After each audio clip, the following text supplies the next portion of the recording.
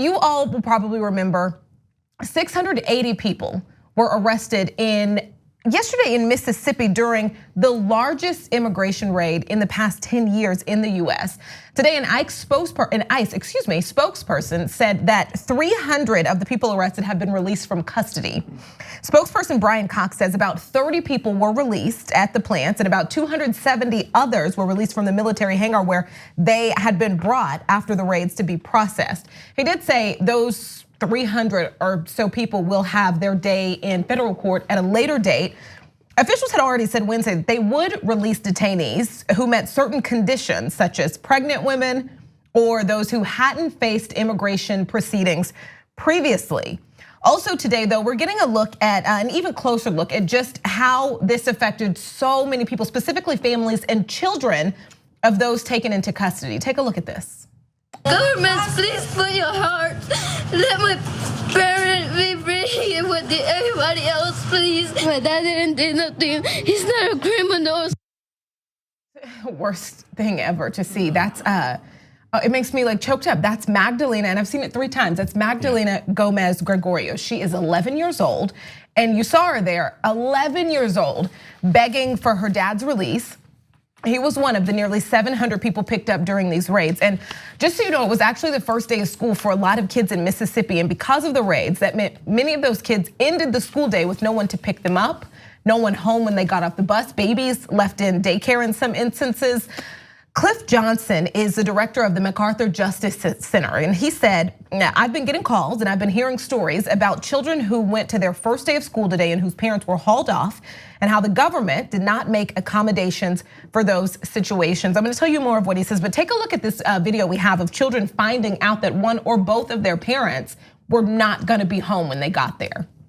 I'm gonna keep telling you what Cliff said here while you just take a look at that. He said federal officials are telling schools to bring children back to school if they arrive home and their parents are not there.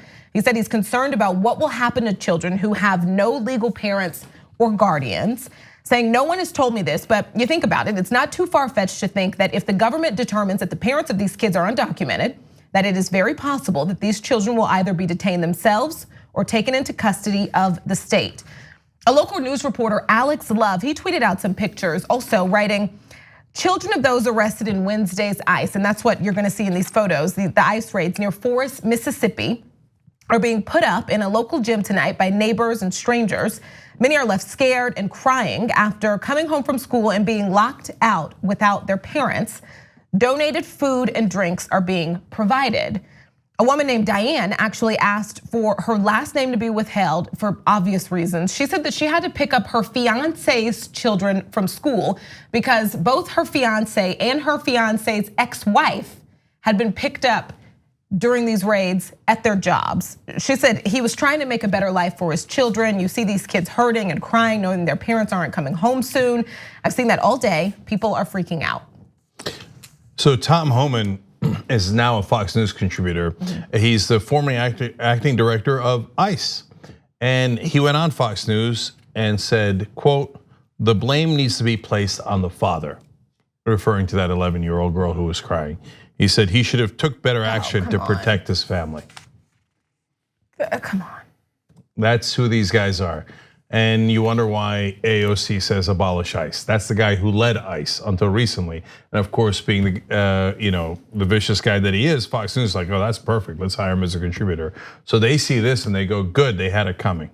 We have people who commit serious financial felonies and judges allow them to stay home or they stagger.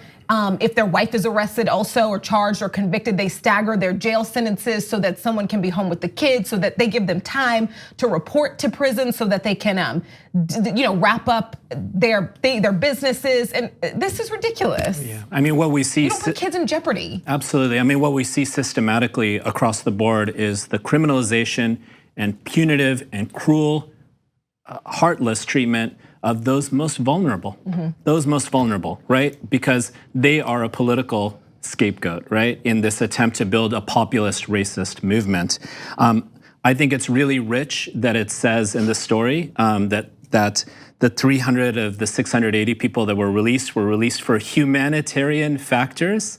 But it also speaks to something else, which I think is really interesting: the incredible incompetence of ICE's actions and activities. I've read various sort of studies and analyses that show that ICE is often wrongfully detaining people through false positive identification, at times, kind of salient to my work, using AI facial recognition technology that's scanning mugshot databases, which are all black and brown, because black and brown people are locked up in this country, and identifying these people as criminals. So incompetence, the absolute opposite of humanitarian action, and the systematic treatment of those most marginalized and most vulnerable in our society as scapegoats, which has really real world effects. It's actually just personally infuriating to me. So Ramesh, I want to make 2 points about that. One is just on a personal level, I'd be screwed if they're using facial recognition, because even before I started the show and people started recognizing me through that, 1,000 times, hey, you look like my cousin.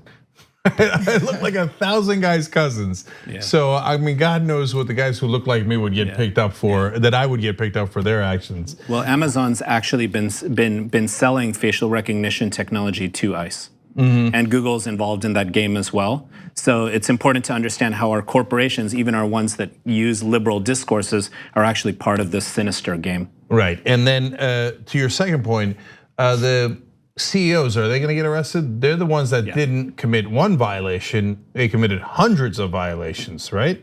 Because they're the ones that employed the 680 people. Now, to be fair to the Trump administration, they did arrest one owner in a raid in Tennessee. So I think that happened last year. So I would love to see that happen, and I think conservatives would love to see that happen, because they're not Republican politicians that get their money from those kind of business owners. They're the guys who are actually mad about immigration and taking their jobs. Well, the guys who made the decision to give the jobs to the undocumented immigrants and not you guys was the CEO, or the owner of the company. So are they? Koch Foods is not related to Koch brothers, but they're one of the largest private companies in the country. They're one of the largest poultry companies in the country. Are they gonna arrest the founder? Are they gonna arrest the owner, the CEO?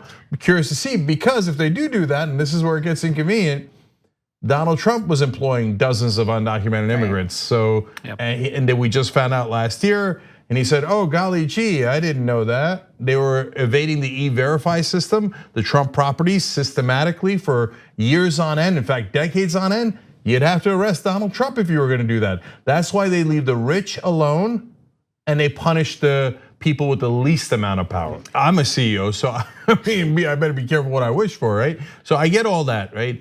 The only thing I'm saying is, if you're gonna arrest the 680 guys, well, then you should be principled and actually arrest the guy who hired them, because he's the one breaking the law the most. Like, they raid his office as well. Right. Yeah. But to me, this speaks to how immigrant workers have two different purposes, and they're pawns in different games. On the one hand, they are forms of cheap labor that help big corporations and help people make money with pennies on the dollar. But on the other hand, they are a political category to be exploited and harmed and traumatized to build this racist movement. Yeah, this was taken a over scare our country. tactic. This was a huge, this had been in the works for a year. The huge thing that was just simply a scare tactic, and just days after a man targeted Latin Americans, targeted Mexican people specifically, and shot and killed them in El Paso, you'd think somebody would be like, you know what? This week is not the week. Yeah, let's push this back a little bit. I would hope there would be most people who would say, we shouldn't do this at all, it's horrendous, but we don't have that. But there was just nobody even smart enough to say, we can't do this week.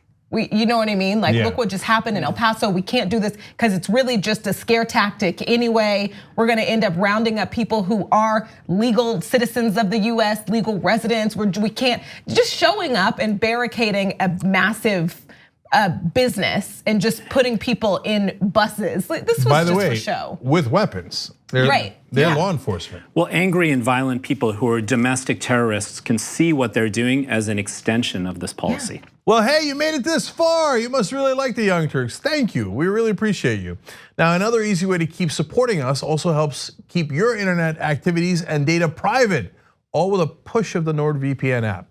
Head to nordvpn.com/TYT right now for 75% off of your next 3 years.